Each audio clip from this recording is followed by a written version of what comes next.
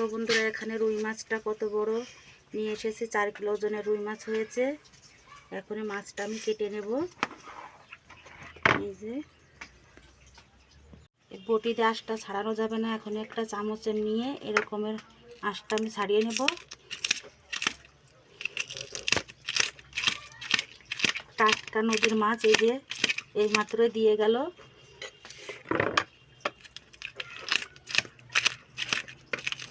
দেখো কত বড় বড় আঁশ হয়েছে, পয়সার মতো এক একটা আঁশ।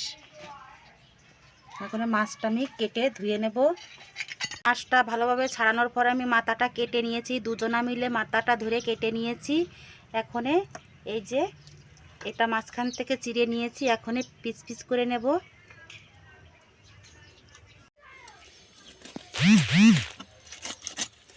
এইভাবে পিস পিস করে কেটে নেব। অনেক কষ্ট হচ্ছে মাছটা কাটতে। এইভাবে চাকা চাকা হয়েছে।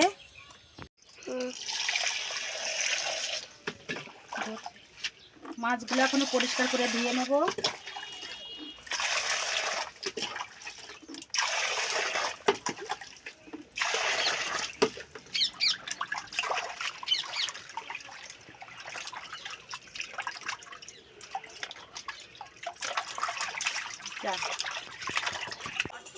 মাছগুলো আমি কেটে ধুয়ে পরিষ্কার করে এনেছি। এখন মাছগুলো আমি আজকে ভাপা করব। তোমরা পুরো ভিডিওটা দেখতে থাকো এবং সাথে থাকো। রুই মাছ ভাপা, তার রুই মাছ ভাপার জন্য আমি এইগুলো মাছ নিয়ে নিয়েছি, আর বাকিগুলো রেখে দেব। এখন প্রথমে দিয়ে দেব নুন, দিয়ে দেব এখানে লেবুর রস,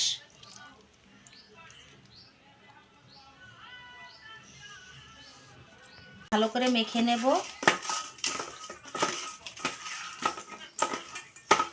এবার দিয়ে দেব এখানে জল।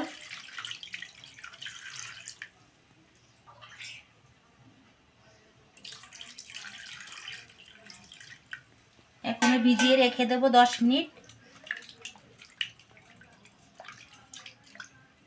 এখন মশলাগুলো বেটে নেব। দিয়ে দেব এখানে জিরে,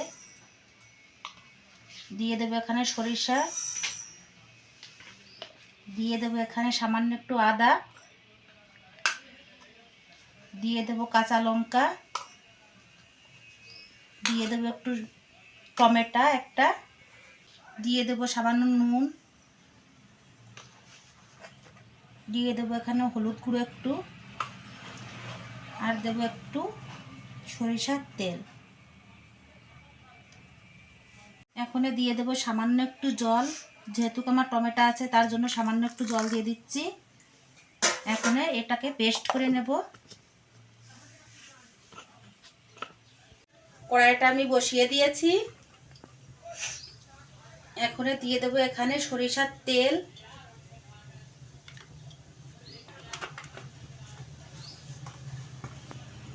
দশ মিনিট আমার হয়ে গিয়েছে। এখন মাছগুলো আমি তুলে নেব। এই যে ভিজানোর কারণে আমার মাছটা নরম হয়েছে।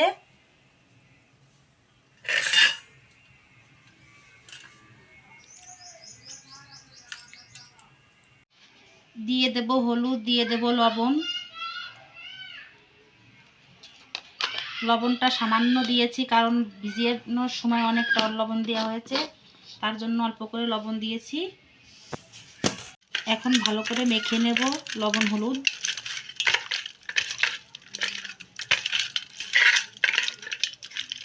তেলটা আমার গরম হয়ে গিয়েছে। এখন মাছগুলো আমি ভেজে নেব।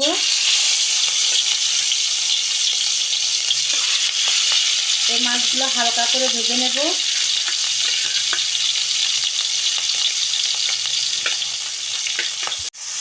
এক সাইড আমার ভাজা হয়ে গিয়েছে, আর এক সাইড ভেজে নেব, উল্টে নেব। এরকম হালকা করে ভেজে নিতে হবে। এটা বেশি কড়া করা যাবে না, যেহেতু আমি ভাপা করব। এভাবে একদম হালকা করে ভেজে নিয়েছি।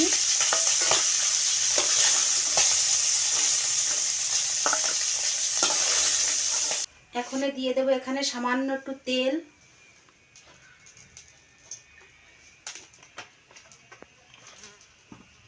এখন দিয়ে দেব পেস্ট করা মশলাটা, মশলাটা আমি হালকাভাবে ভেজে নেব। মশলাটা আমি এইভাবে কষিয়ে নিয়েছি হালকা করে, একদম হালকা করে কষিয়ে নিয়েছি। এরকম একটা বাটি নিয়ে নিয়েছি গর্ত দেখে। এখন এই মাছগুলো বাটির ভিতরে দিয়ে দেব।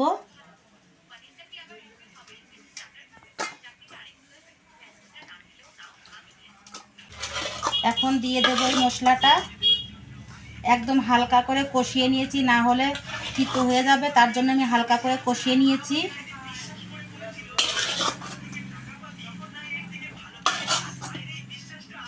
কড়াইটা ধোয়া জলটা দিয়ে দেব, সামান্য একটু জল দিয়ে দিচ্ছি।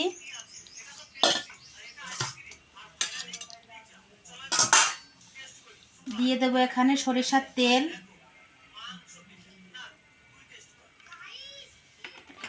এখানে 2-3টে কাঁচা লঙ্কা নিয়েছি, এখানে দিয়ে দেব 2-3টে কাঁচা লঙ্কা চেরা। এখানে দিয়ে দেব এখানে ধনেপাতা কুচি, আপনারা চাইলে দিতেও পারেন, নাও দিতে পারেন, এটা অপশনাল। এখন ভালোভাবে একটু মেখে নেব, চামচ দিয়ে হালকা করে করে মেখে নিতে হবে, না হলে মাছটা ভেঙে যাবে। যেহেতু আমি হালকা করে ভেজে নিয়েছি। কড়াই বসিয়ে দিয়েছি, এখন দিয়ে দেব জল। কড়াইটা আমার গরম হয়ে গিয়েছে, দিয়ে দেব জল। জলটা আমার গরম হয়ে গিয়েছে, এখন জলের ভিতরে বাটিটা বসিয়ে দেব। এখন দিয়ে দেব এর উপরে একটা ঢাকনা। এখন 20 মিনিট জাল করে নেব। 20 মিনিট আমার হয়ে গিয়েছে, এখন আমি ঢাকনাটা খুলে নেব। এই ঢাকনাটা আমি আগে দিয়েছিলাম না, দেখানো হয়নি, আমি পরপরই ঢাকনাটা দিয়েছিলাম। এটা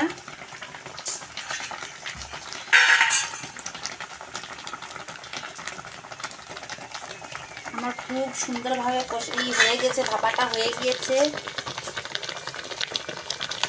এর ভিতরে আর কাঁচা নেই। এখন আমি নামিয়ে নেব। আবার এরকম ঢাকনা দিয়ে 5 মিনিট আমি গ্যাস বন্ধ করে রেখে দেব।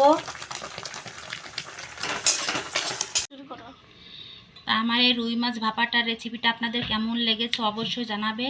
লাইক, কমেন্ট, শেয়ার, সাবস্ক্রাইব করে দেবে। ফেসবুক পেজ থেকে দেখলে ফলো করে দেবে।